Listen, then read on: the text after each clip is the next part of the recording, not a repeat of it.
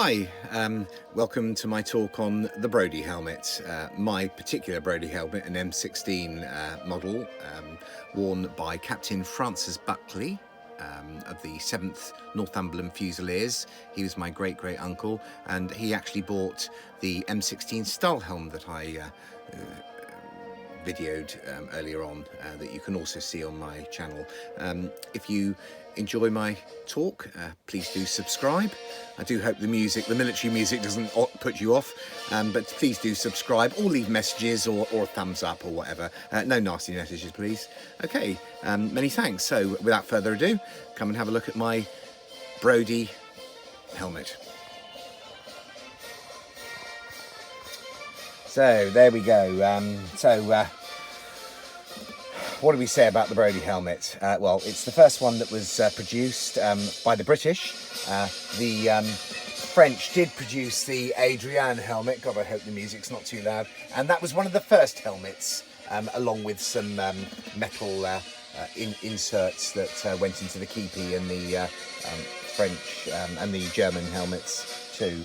Okay, the Brodie helmet was patented, this particular one, or this particular model, in 1915 London by a chap called John Leopold Brodie, whose actual name really was Leopold Jano Broad. I don't know if I pronounced that right, but he was from Riga in Latvia, which was actually in the Russian Empire at the time, and was named the British military steel Mark I helmet.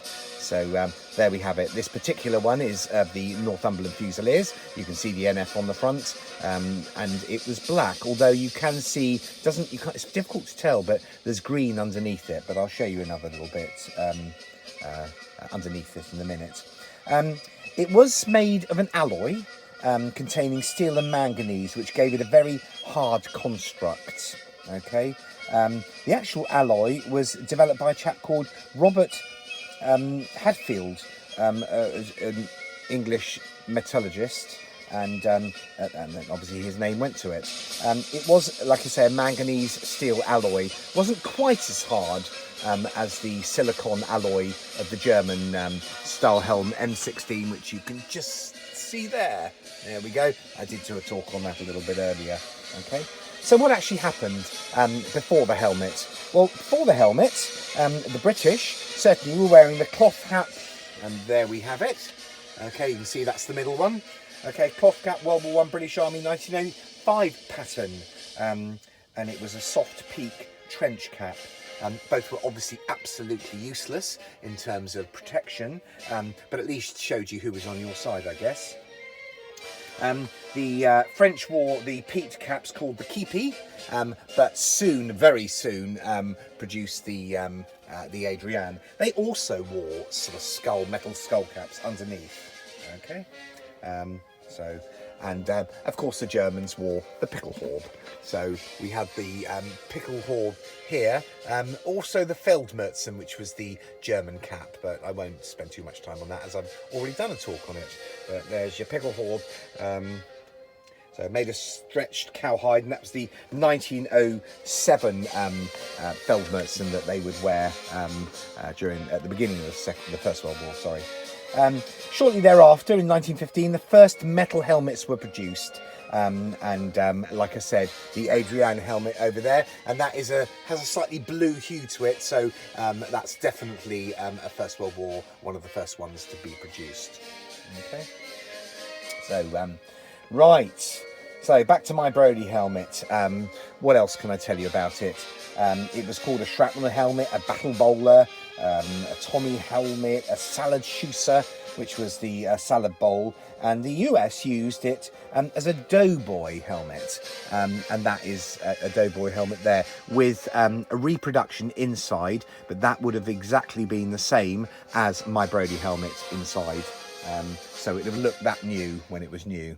Okay, so interestingly, just like the style helm and the Adrian, was never designed to take a bullet. Was all about ordnance from above. So metal shrapnel raining down on you, and a glancing blow on a bullet might stop it, but a bullet straight in there would go straight through.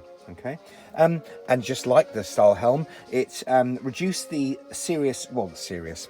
fatality rate by 70%, which again did cause major problems for the casualty clearing stations, who were not ready for the increase in casualty rate, because obviously the very fact that someone didn't die but was still injured meant that they would require the use of the casualty clearing station. So interestingly, when the helmets were introduced, you had more casualties because less deaths. There we go. So as I say, my helmet was worn by Captain Francis Buckley, who is a great uncle by marriage. Hadfield rolled steel. Let's have a look at it anyway. Let's get quite close to it. Okay, I'm going to just turn it upside down. We have there, you can see H on the left and S with a line, almost like a fraction, and it's 33. Okay, that's Hadfield steel, and 33 denotes with the heat stamp an early model. They're not absolutely clear on what those numbers were. They may have been batch numbers or whatever, but certainly with the H and the line and the S does denote one of the first ones. Okay, if you come round also to look at the chin strap on this one, it's a split pin. So again, that would have been that would denote one of the first British Hadfield steel Brodie helmets. Okay, they were soon changed over to this style by the Americans, and you can see it's got kind of like a rivet in it as opposed to the split pin.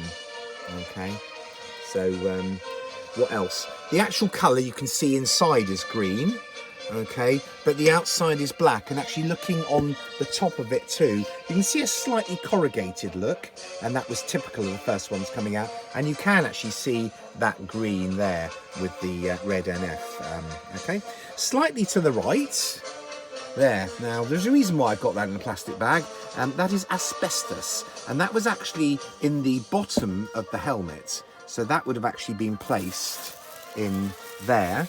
So you can't really see it very well, and would have then given them protection. But obviously, as we know, the asbestos is not very healthy for you these days, so we don't have it out of the plastic bag. So looking back into here, we've got the this is a copy of the inside of a helmet, but interestingly, the actual helmet itself, which has got you can just see there, okay, ZC, right, which would indicate, +5, should indicate it being a Doughboy helmet.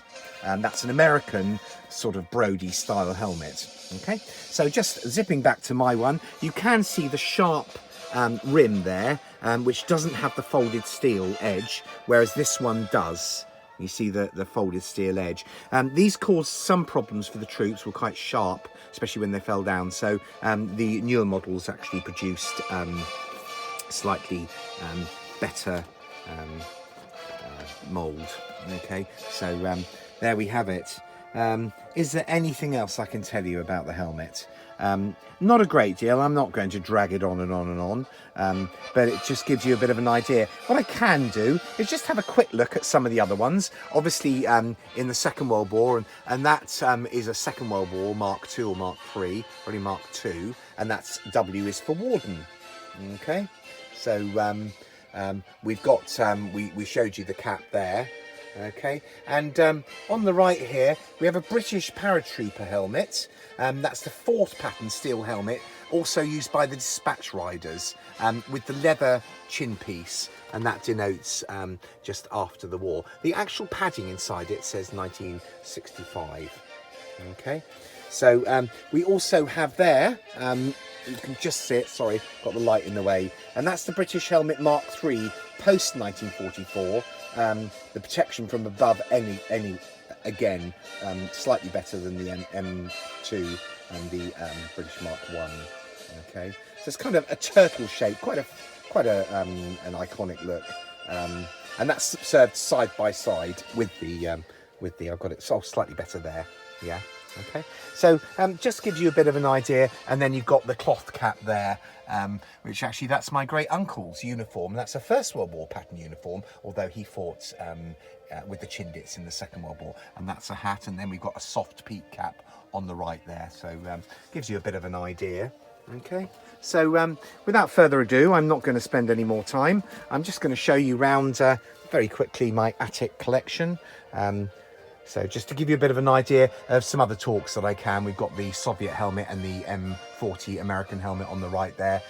There's Fred, and then just coming around and some naval ones too. And I've got some home front stuff over there. Okay, so please subscribe if you can. Or if you want to just leave a message, please do. I might even give you a little talk this time on my very dilapidated World War I British short magazine Lee Enfield, the Smelly, recovered from the Somme, and that's the bayonet that went with it, but we can talk about that later. Okay, many thanks, good talking to you. Please subscribe. Bye-bye.